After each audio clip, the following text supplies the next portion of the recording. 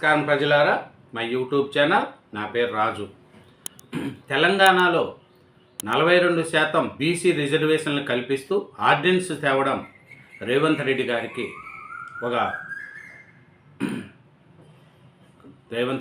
కానీ కాంగ్రెస్ పార్టీకి కానీ మద్దతు పలుకుతుందండి. బీసీ శ్రేణులంతా రేవంత్ రెడ్డి గారిని కలుస్తూ శుభాకాంక్షలు చెప్తున్నారు. అట్లే కొంతమంది ఫ్లెక్సీలతో క్షీరాభిషేకం కూడా చేస్తున్నారండి. బీసీ సంఘాలు, బీసీ కార్యకర్తలు అందరూ కూడా. ఇది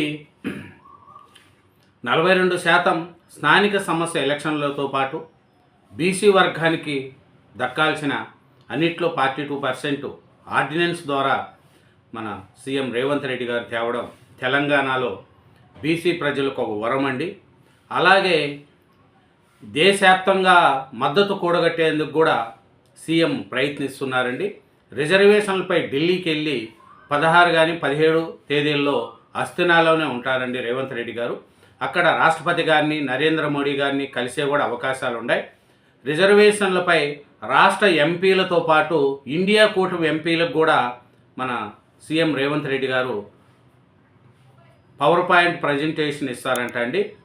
ఆ తర్వాత 21న లేదా ఆ తర్వాత 1-2 రోజుల్లో ఢిల్లీలోని కాన్స్టిట్యూషన్ క్లబ్లో సదస్సు కూడా చేస్తారంట.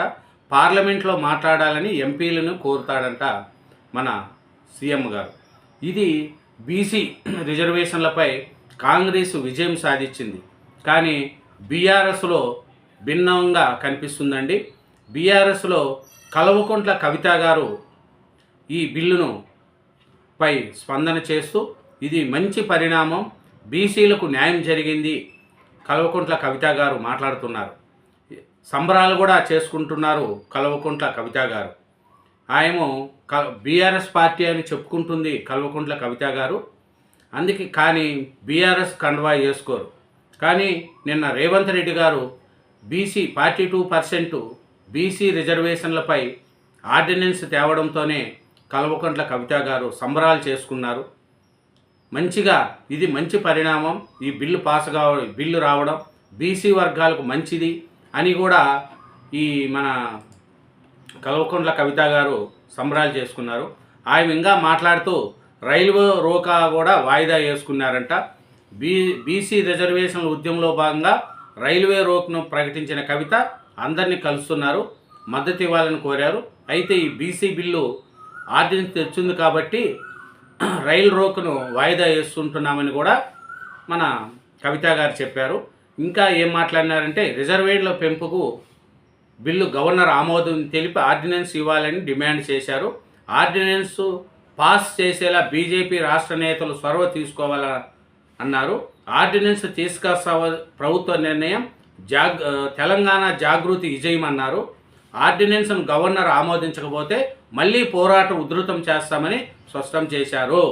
కవిత గారు ఏమంటున్నారంటే ఈ బీసీ బిల్లు ఆర్డినెన్స్ తీసుకురావడం ఇది జాగృతి విజయం అని ఆయన కవిత గారు సంబరాలు చేసుకుంటున్నారు. కానీ బీఆర్ఎస్ పార్టీలోనే ఉంటుంది, కానీ పార్టీకి వ్యతిరేకంగా మాట్లాడుతూ ఉంటుంది.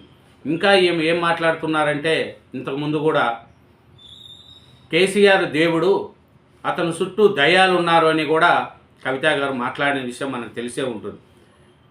కానీ బీఆర్ఎస్ పార్టీలో వాళ్ళు ఈ బీసీ రిజర్వేషన్ బిల్లు బూటకమని వాళ్ళు చెప్తూ ఉంటే కవిత గారు మటుకు ఇది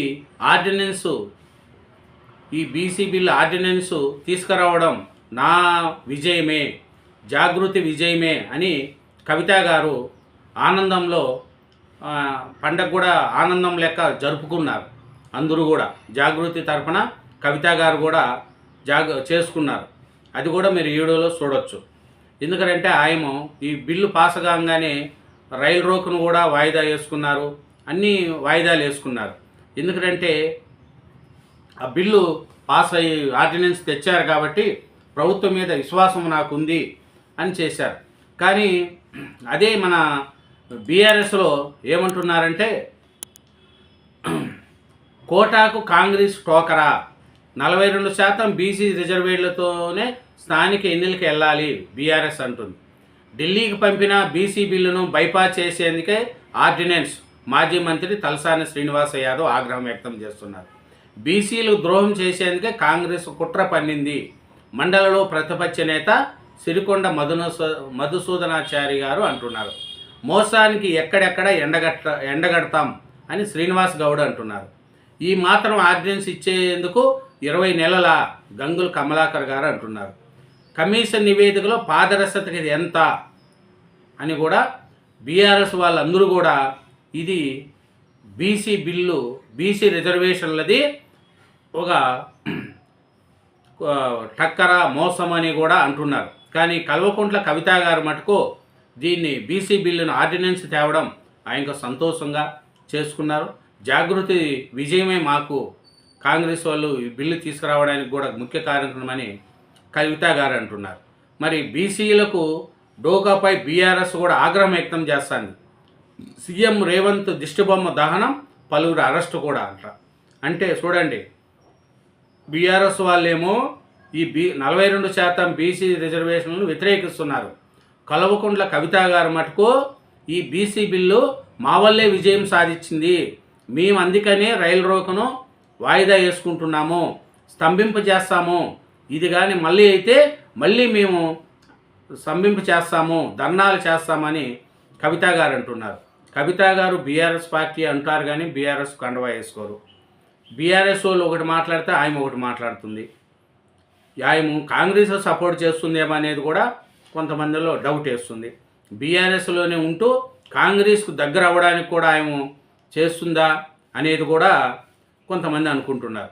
మరి చూడండి, 42% బీసీ రిజర్వేషన్లో బీఆర్ఎస్ పార్టీ వ్యతిరేకిస్తూ ఉంటే కల్వకుంట్ల కవిత గారు మటుకు దాన్ని స్వాగతిస్తున్నారు.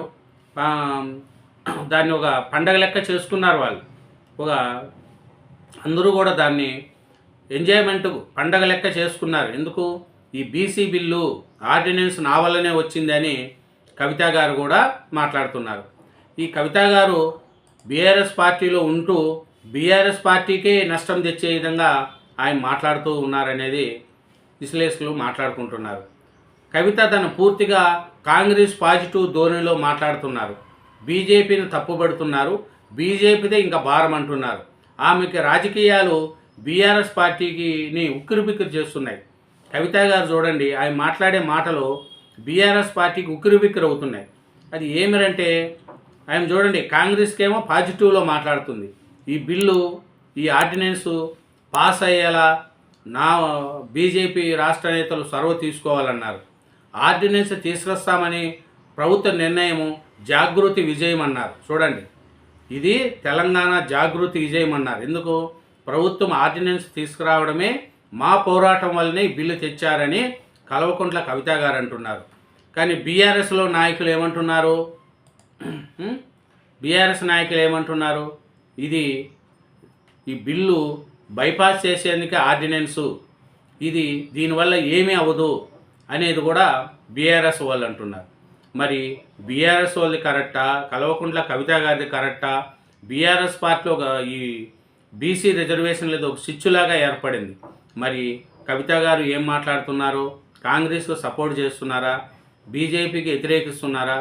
లేదు కాంగ్రెస్ పార్టీ ఏమన్నా సానుకూలంగా కాంగ్రెస్ పార్టీకి ఏమన్నా వెళ్ళే సూచనలు కనిపిస్తున్నాయా అనేది కూడా మనం నిదానంగా తెలుస్తుంది. ఇదేనండి బీసీ రిజర్వేషన్ల బిల్లు బీఆర్ఎస్లో స్విచ్ పెట్టింది. ఎందుకంటే కవిత గారు ఒక సైడు, బీఆర్ఎస్ నాయకులు ఒక సైడు అనేది తెలుస్తుందండి. కానీ బీసీ రిజర్వేషన్ బిల్లు వెళ్ళడం బీసీలకు ఒక పండగ వాతావరణమేనండి.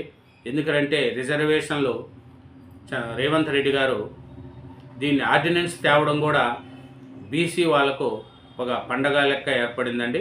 స్థానిక సమస్యల్లో బీసీలకు 42% రిజర్వేషన్లు కల్పించే అంశంపై రాష్ట్ర ప్రభుత్వం వేగం పెంచింది. చూడండి, ఇది ఈ ఏడాది ఫిబ్రవరిలో ఈ బిల్లు ఆమోదించుకొని అసెంబ్లీలో బిల్లు ఆమోదం చేశారండి. షెడ్యూల్ 9లో చేర్చాలంటూ కేంద్రానికి పంపారు. బిల్లులపై మరోమారు మోడీ సర్కారుతో చర్చించి ఒప్పించేలా ప్రయత్నం చేస్తుంది. అలాగే ఈ అంశానికి సంబంధించి ఇండియా కూటమి మద్దతును కూడగట్టనున్నది. ఇదేనండి 42% బీసీ రిజర్వేషన్ బిల్లు బీఆర్ఎస్ పార్టీలో చిచ్చు రేపింది. Thank you very much. నా ఛానల్ను సబ్స్క్రైబ్ చేయండి, నా వీడియోను లైక్ చేయండి. Thank you.